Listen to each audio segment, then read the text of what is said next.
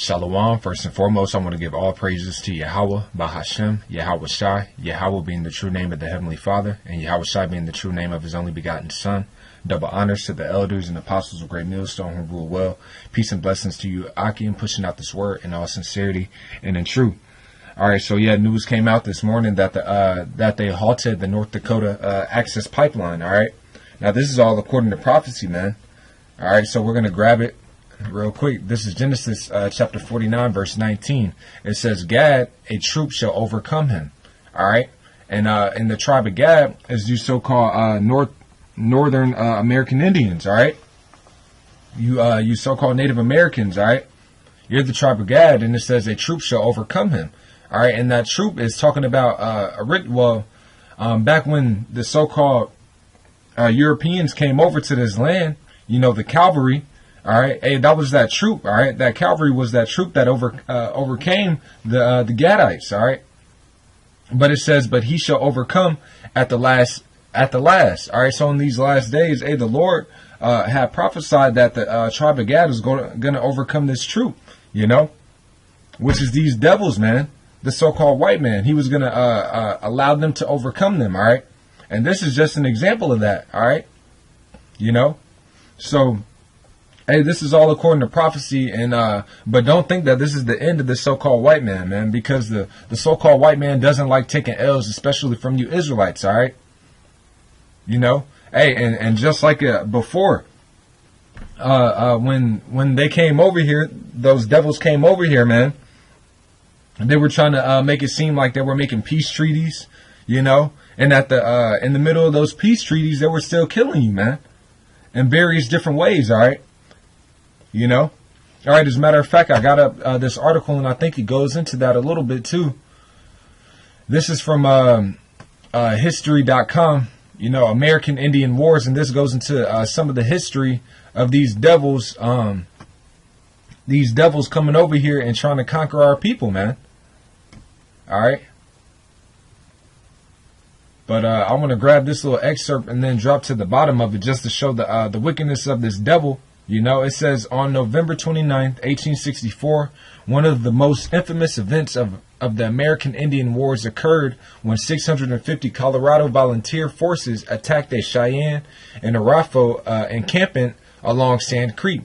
Although, all right, and this is the point in this portion that says, although they had already begun to peace negotiations with the U.S., which is the same thing that's happening now. All right, you can consider this a peace negotiation, you know, allowing the so-called Native Americans to get their W, you know.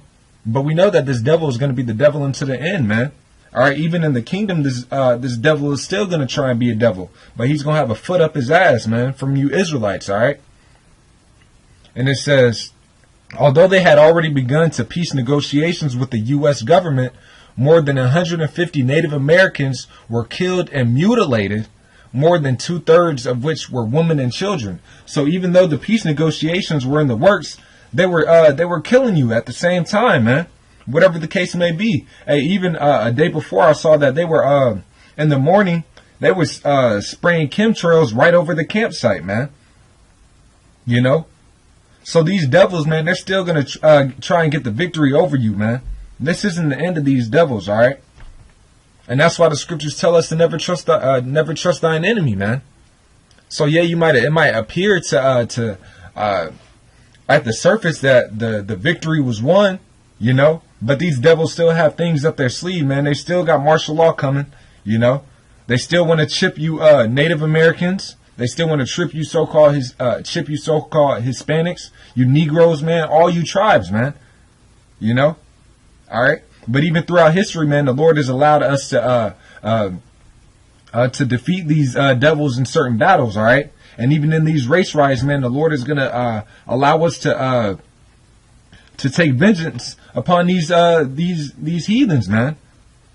Chiefly these Edomites, man. That's why the prophecy says in Genesis, the 49th chapter about Judah, that his hand shall be in the neck of thine enemies, man.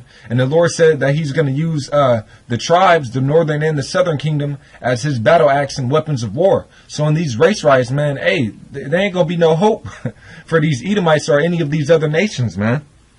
All right? But hey, these devils still have things up their sleeve. And I want to jump down to this further portion, and then I'm gonna play that little clip. All right. So it says, throughout the centuries of conflict, both sides had taken the wars to the enemy populace, and the conflicts had exacted a heavy toll among non-combatants. All right, and that's them killing women, children, people that weren't even involved in the war. They sought out to kill them. All right, while the men were going out hunting, they were going to and ravage the whole tribe, man. And it says, whites had been particularly effective in exploiting tribal rivalries. And that's right, they tried to separate, they tried to put the tribes against each other, man.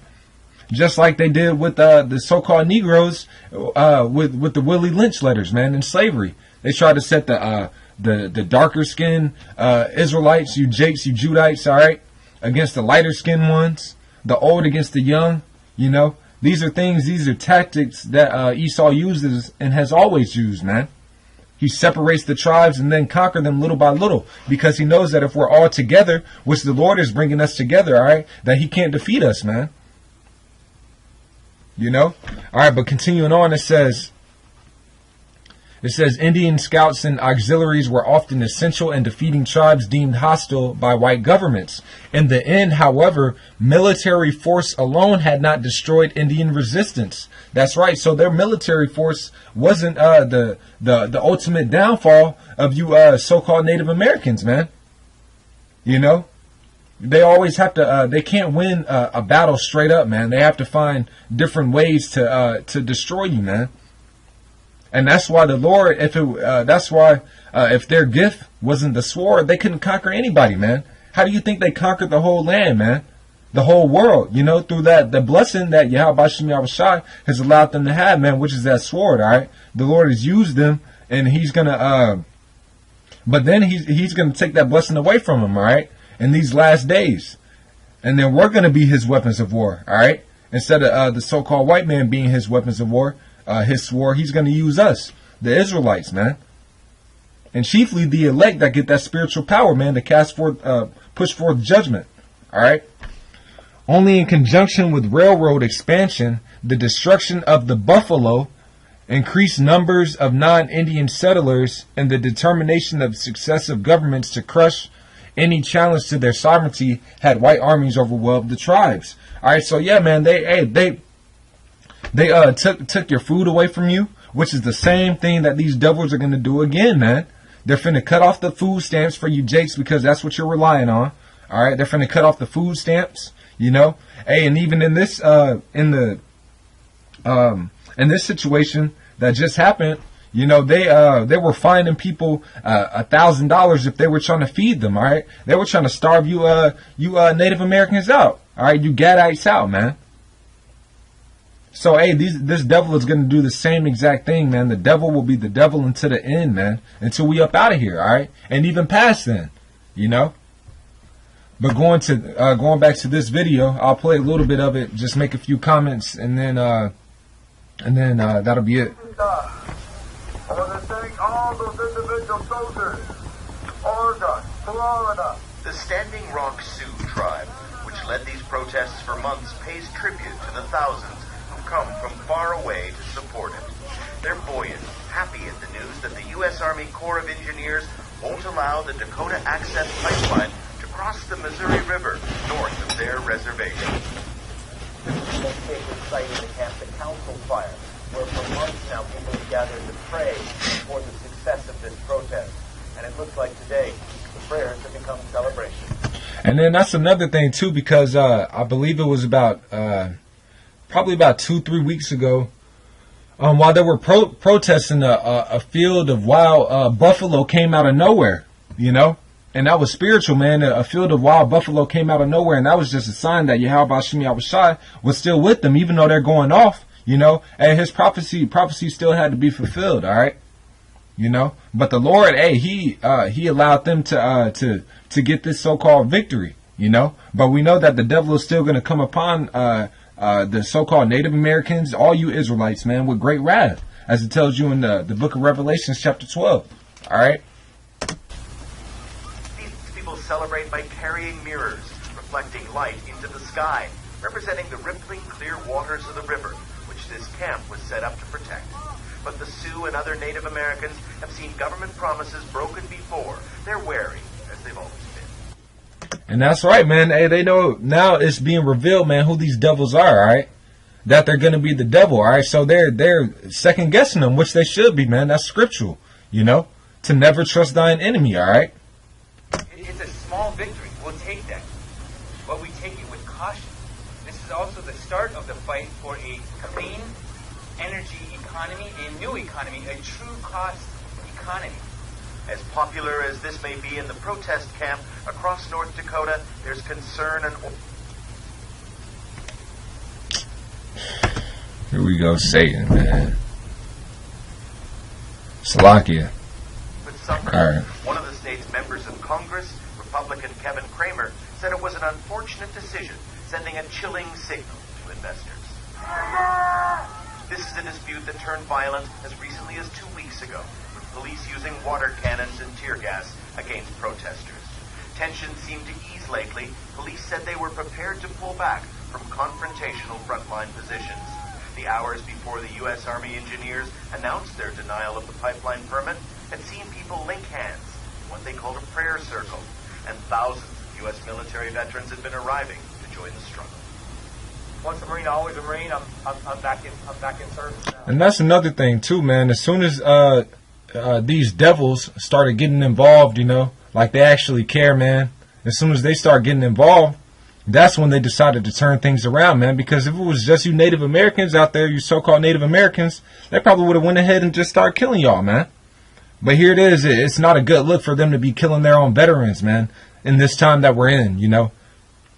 But hey, man, it's hey, once again, man, devil's gonna be the devil until the end, man.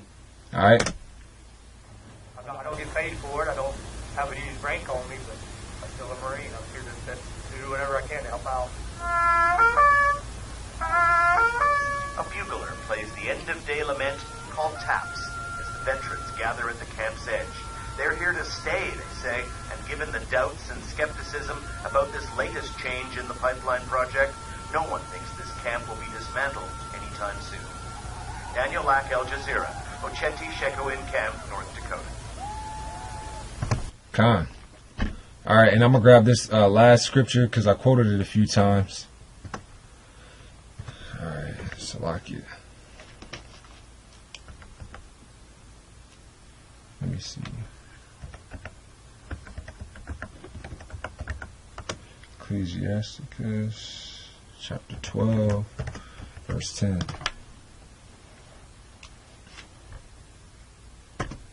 All right, this is Sirach chapter 12, starting at verse 10. It says, "Never trust thine enemy, for like as iron rusteth, so is his wickedness. Though he humble himself and goeth crouching, yet take good heed and beware of him." And that's right, man. Hey, beware, man, because this devil has some tricks up his sleeve, all right? "And thou shalt be unto him as if thou hadst wiped a looking glass, and thou shalt know that his rust hath not been altogether wiped away." All right, so this devil is going to continue in his wickedness, man. "Set him not by thee, lest then, when he hath overthrown thee, he stand up in thy place. Neither let him sit at thy right hand, lest he seek to take thy seat. And thou hast last remember my words and be pricked therewith." All right, so hey, that's the point, man. Never trust your enemy, man, because he's going to be the devil until the end, man. All right, so with that, I'm going to say shalom.